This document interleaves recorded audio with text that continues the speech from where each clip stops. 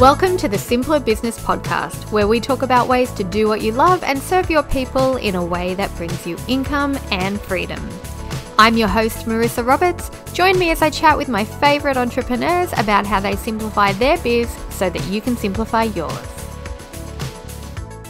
If you have no idea where to start, or if you feel overwhelmed by all the options out there when it comes to growing and scaling your business, you are going to find today's episode very helpful. As your business grows, you can't wing it anymore. You need systems and processes to support you and make your business and life a little bit easier.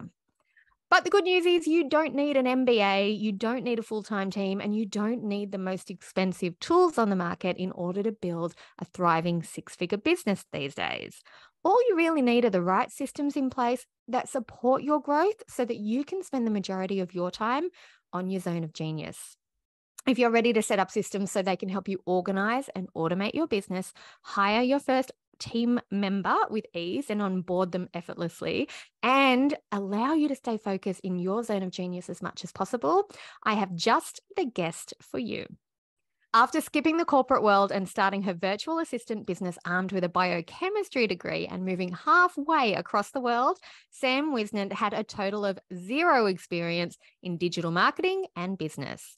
Now, after working with 45 plus clients, she thrives in helping growing entrepreneurs set up systems so they can organize and automate their business, hire and onboard their first team member with ease, and stay focused in their own zone of genius as much as possible. And I am very excited about all of those things because I think they're the key to scaling without burning out. So Sam, welcome. I'm so excited that you're here. Thank you. I'm so excited to be here. I love talking with people about streamlining their business, simplifying their business, using systems and processes to free them up, because I think people have a tendency to feel like systems and processes are either really boring or really techy or really difficult, and they forget about the benefits that they get from them, right? Yes, totally. I think it's almost like we say the word systems and it's like we break out in a little sweat and it's kind of intimidating. And I mean, that's how I used to be as well. When I first started working online, I was like, wow, this is like really heavy stuff. And, you have to like have all this knowledge and you have to really be like super smart or something or super technical to be able to implement all of these in business. And the more I really started working with systems and processes, the more I realized like it does not have to be that complicated. Like we're kind of making it more complicated than it needs to be half the time. And it can be simple and it can be, easy. And it really does help make your business flow and scale so much better. Yeah, I think you're right. And I think a lot of us, when we first let's say we're in our first like 1 to 3 years of business and we think we've been winging it for a little while. And then we think, okay, I've got to get systems sorted. I think a lot of us are too embarrassed to say it out loud. But when we think systems, we think professional, high tech, massively high quality, completely smooth step-by-step processes that have already like been magically created. And we feel like, oh my God, if I don't already know how to do all that stuff, I mustn't be good enough for it yet, or I mustn't be ready for it yet. But actually systems are a lot simpler than people realize they are in a lot of cases. Yeah, no, it's so true. And I think, yeah, it's like you think systems and then you think of like, the TikToks where they're talking about like Salesforce and stuff and like how complicated it is. And it's like, no, you don't need Salesforce for your business. And I think that's what I always try to tell people is you already have systems in your business. Systems is just the way that you're doing what you're doing. And if you've had a business and you've made money, like you already have systems, and in whatever way that you're already working with clients and, or selling a product or selling your service. And, I think that growth stage is super important at first, like those first 1 to 3 years when you're really just winging it, because that's like you figuring out what's working and what's not working. But once you hit a certain point, you really can't grow past, that level without implementing systems, because you just don't have the time, you don't have the energy, and you don't have like the mental space to even like work on your business instead of spend every day working in your business. Yeah. Yeah. You kind of get to that point where you're so busy reacting to all the little things that are popping up over and over again. And you're the one that can handle them because you've done it before. But taking that little leap to going, hang on a minute, why aren't we documenting how we're doing it so the next person can do it? Or why aren't we finding a slightly simpler way to automate part of this so that it doesn't physically need me to do it? I think it makes a really big difference. So, would you say it's fair to say that systems, I liked the way you said it. It's really just how you do something. It's kind of the process that you follow when you do it. That's a really nice way to say it. And I guess the ultimate goal is more freedom, really, then more freedom, less stress. Yeah, I think definitely more freedom. I think it's also a sense of security in your business. I think a lot of business owners I work with, when they first come to me, they feel like they have to be on 24/7 and, or always answering DMs or always have their laptop because they can't, even if they had a new client inquire, they, would need to manually send a contract or manually send an invoice and, manually onboard them. And half the time it's like maybe they even have an assistant, but they haven't documented that process well enough or gotten that process. It's really like the processes live in our head because we are the one that has been doing them, and it's getting them out of our head and like onto kind of, this digital paper and like in these digital automations and streamlining it so that we're not the only ones that have to do it anymore, or that it is automated so no one has to do it. I mean, that's, I think, kind of the goal with a lot of systems is just having them work, and it creates such a sense of security in your business and a sense of confidence when you're selling your offers, and that all you have to do is maybe send a payment link, and that client is going to be completely onboarded and like ready to go next time you talk to them and excited about working with you. Yeah. And you know what I think is really appealing too is that when you actually go on vacation, you don't have to take your laptop anymore. Like you can actually take a break. Yes. Yeah, you can actually take a break for sure. And it's like you are like purposefully like worrying about like, oh, what if I'm missing like something or an inquiry or something? And especially when you have systems and you have a team in place and those systems are working with your team really well, it's like the best feeling of freedom. Yeah, totally worth it. So we don't have to do like fully big, high-tech, complicated systems from the start. And we don't even necessarily need to do all of the systems all at once, right? What sort of simple systems would you recommend people start with that are going to make their business a little bit easier or make their life easier as their business grows? Yeah, I think the most systems that I focus on at first are really the systems around making money, or like how you're making money or what's taking up most of your time. So because that's really where you're going to see the most ROI, because that's probably where you spend the most of your time as well as a business owner. As you're growing, you're spending a lot of time in those areas where you're going to be making money. So the first system I like to really kind of clean up is content processes and content systems. And a lot of people have never even thought about this before of like, oh, I can kind of create my content as a system. And I'm like, yes, if you are batching content or you want to batch content and content batching hasn't worked for you, it's because you're missing that like systemized piece of it where you're mapping out exactly the steps that you're doing to create this content. And then you're also documenting that in like a project management tool and documenting your content pieces as they move through that process so that you can see exactly, you can kind of go in and get into a flow state and write a bunch of captions at one time and, then kind of let go, move on, come back the next day and pick up right where you left off. Or you can also outsource that part a lot easier as well, because everyone can be on the same page about where things are. Yeah. So that first system I really like to touch on is like content processes, and just getting that like super clear and making that as easy as possible for you. And if you have a team, because we spend so much time on content in our business, and it's very important. I think that's a big one too, because a lot of us feel like we're winging it with our content. We certainly do in the first few months of our business before we realize, hang on a minute, I need a long-term approach to this. And I remember when I brought on my VA, she's wonderful. She's content repurposing is the thing that she does for me. And it was really weird when I set it up because I realized I had all the system in my head until she came on board. And so the very first, it took me a little while to actually write out a template and a process on what to do, because I did so many things on autopilot and I knew where things were. I knew which software to log into and I had all the passwords saved, and I didn't realize how many steps were in something until I sat down and documented it. But that one moment of, it's taking me a little while to document that has actually turned into weeks and weeks and weeks of smooth content rep. I'm showing up more consistently online now than I ever have before. The benefits have far outweighed that little bit of extra effort I took to document. And I think honestly, there's so many tools and processes out there, like systems out there now that are super affordable, right? And make even just the documenting really, really easy. Like for people who are like, I'm really bad with tech, there are some good options out for them there too, right? Yeah, definitely. There's like a ton of SOP documenting tools nowadays where you can record and it will write out the stuff for you. I use Loom, which is a screen recording tool. It just is on my Google Chrome. And anything that I do that I know I want to outsource, I just record myself doing it. And that's what I tell my clients. If you know you want to outsource a task, record yourself doing it, because that is so beneficial to someone else. And it's not just recording yourself doing it, but talking through the process so they understand like why you're doing certain things. I think especially when it comes to content.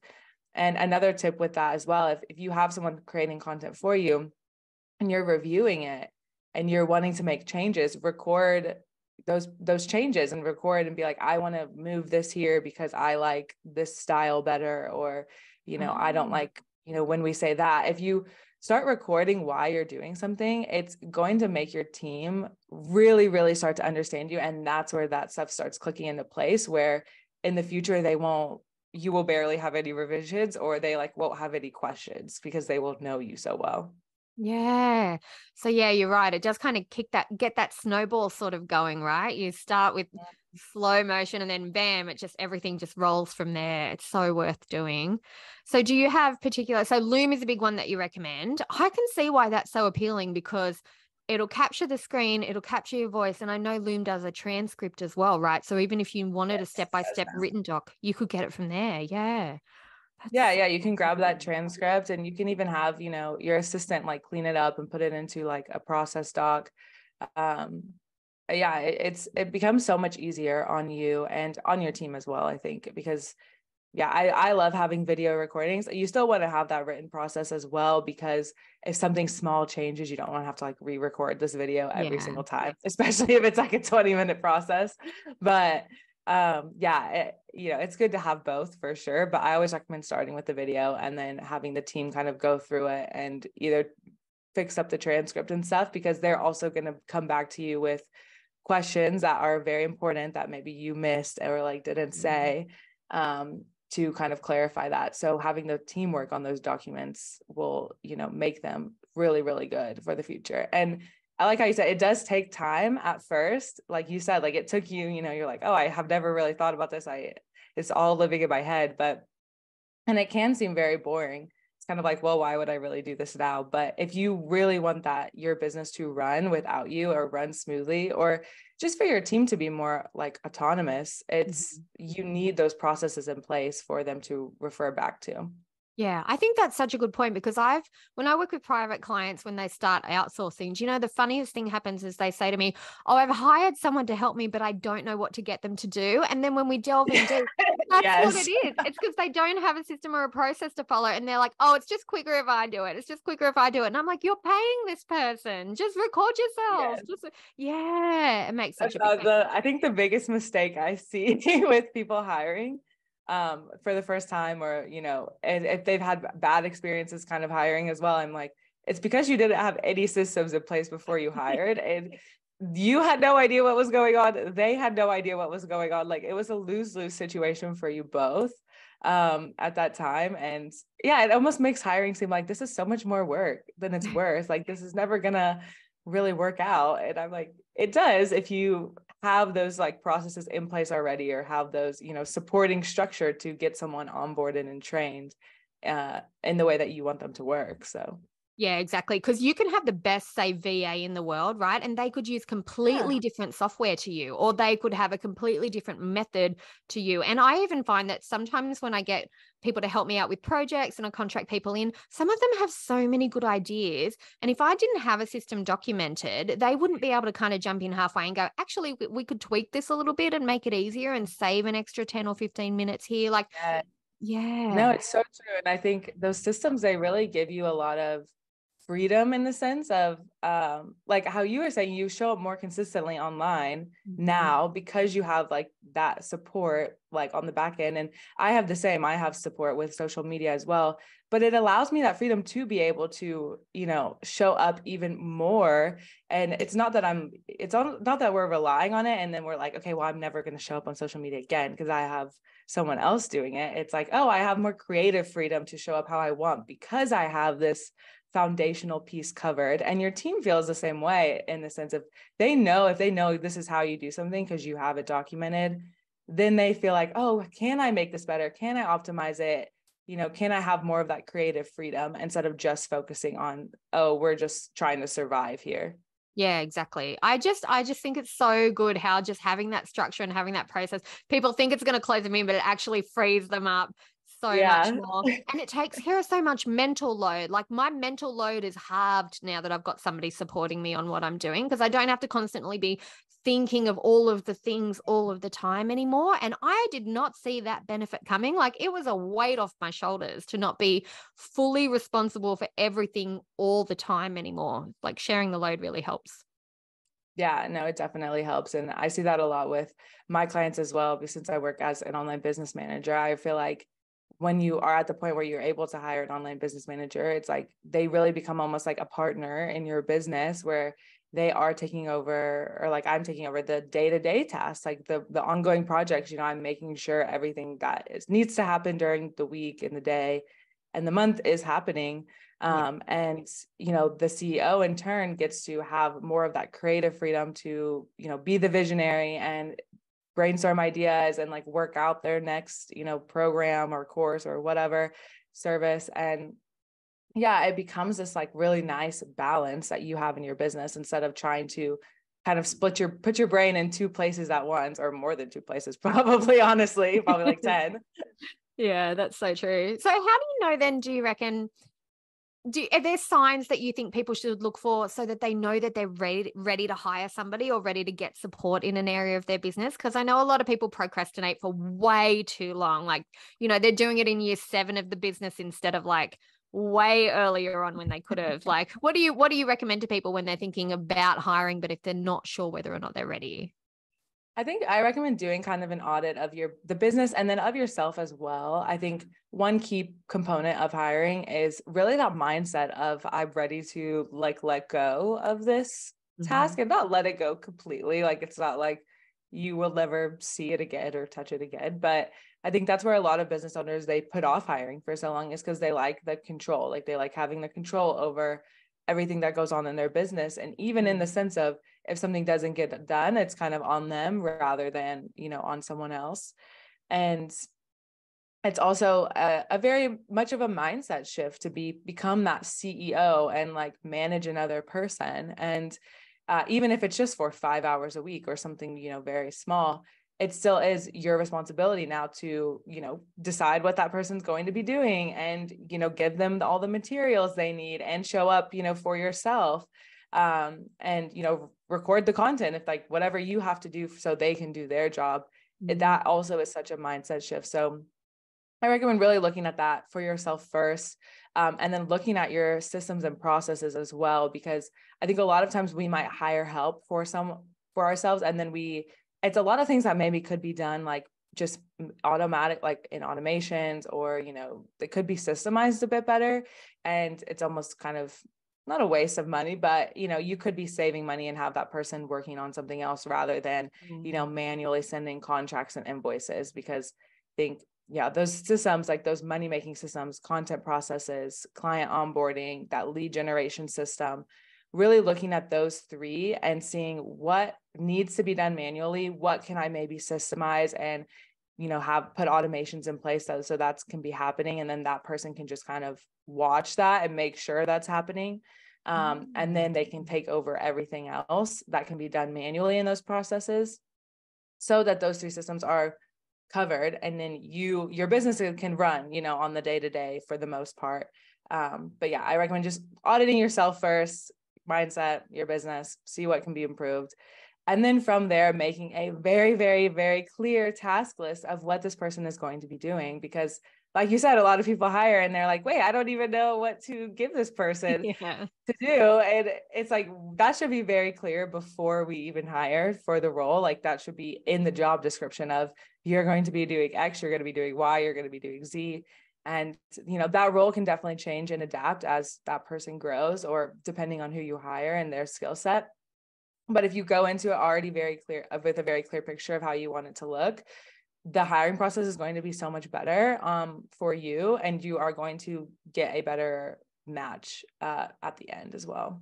Yeah, that's a good point. If people are clear on what their expectations are when you're hiring, you'll know straight away if you've got somebody who's confident doing that sort of work or interested in Yes. doing that sort of work. And then you don't have to worry about hiring quickly and firing quickly and rehiring. And, because that's another thing I think a lot of my private clients are worried about is they're like, what if I don't get the right person? And then I have to do it all over again. And I'm like, Yeah, and it's a yeah, valid fear for sure, because it's a lot of time and it's a lot of your energy. And I think that's the biggest kind of thing I see with hiring where things go wrong, is just like that mismanaged expectations and like no communication of, okay, during the interview process, you should be saying, this is what I expect out of this role. Like, this is, I would like you to, do these tasks, but even, I would like you to be proactive. I would like you, if you could be online, as a freelancer, you can't say when to be online, but I'm online during this time. If you could like try to be online during some of that time, I would really appreciate that. Just so you are on the same page, and that freelancer can't read your mind. Like, anyone you hire can't read your mind. You can't read theirs. So just getting that out in the open and getting those expectations during the interview process, super, super laid out, it's going to make that onboarding process and the working together process so much easier, because you both know what you're getting into at that yeah. point. Yeah, much smoother experience then. Sam, this has been so helpful. I'm so glad you came to chat today, because I think you've helped really break down a lot of the fears that people have about looking at ways to systemize their business and looking at ways to add processes and outsource and start bringing in help. And that's such a big leap for a lot of people. It's one of the first big milestones that they have in their business. And it's not something that you want to do alone and be winging it. Like, to have somebody kind of guide you down a pathway, or to go, these things that you're worrying about, you're not the only one who's ever worried about those before. Yes, hurdles come up. This is how you actually handle them. Like, don't be scared. Yeah, that's true. And it is scary. Like, I get it. I was definitely scared the first time I hired in my business and did all of this stuff. But you have to also remember, it's just a learning process. Like, these are skills that, no, it's not a talent. No one was born knowing how to hire someone or build systems or anything like that. It's all skills that you just get to cultivate and develop during this entrepreneurial journey. Yeah, it's like anything else. The more you do it, the easier. It's like driving a car. It's nerve-wracking the first time, but cut to a couple of years later, things are generally pretty smooth. So yeah, Yeah, you're not even thinking about it anymore when you're driving. exactly. You can go through drive-through, take the pickle off your burger, change the radio station. Business equivalent of that. Exactly. All right. So I think then, if listeners want to find out a little bit more about systems and processes and getting started with that sort of stuff, what's the best way that they can find you? Is your website the place to go, or do you hang out on a particular social media platform? Where can they find you? I do have a free systems quiz on my website. It's at www.systemswithsam.com/quiz, and it will walk you through. It's like, I think it's very like 5-6 questions. So it's very quick, and it will walk you through what business systems you need depending on what stage you're at in your business. So that is a super great resource. And I mostly am on Instagram. So if you want to come say hi on Instagram, my DMs are always open, and I'm at SamWhiz, and it's SAMWHIZZZ. Beautiful. I'll make sure I put links in the show notes for the quiz and your Instagram as well, too, so people can just click and go straight through. That quiz sounds really good, because that was exactly the first thing I expect to hear from people is, yes, I'm ready to do something, but I don't actually know which systems will apply to me right now. So having a quiz like that to be like, okay, here's kind of where you're at and what you need, I think that's going to be super helpful. Thank you. Yeah, I hope so. And if you take it, let me know, DM me your results. And if you have any questions, like, I love chatting in the DMs about systems. So feel free to ask. Beautiful. I'm so glad you're on the show today. It's been really fun chatting. Yeah, thank you so much. This was such a great conversation. And I love getting to chat about systems and hiring and just how it makes your business simpler and easier and, better. So thank you so much for having me. Oh, I'm so glad you were here. And I hope everybody out there listening has enjoyed the conversation as much as I've enjoyed having it. If you want to see more from Sam, head over to her Instagram, take that quiz so that you know your next steps in terms of simplifying how you systemize and scale your own business, because there's like unlimited potential once you start doing it. And I think once you start opening your world to systemizing and scaling and outsourcing a little bit, there's no limit to what you can do with your business. So it's a really exciting time to do that. Keep in touch with us and let us know how you go. And I will see you all in the next episode. I hope you enjoyed this episode of the Simpler Business Podcast. If you did, please subscribe, rate, and review us on Apple Podcasts. There's a link in the show notes to make it nice and easy for you, just the way we like it.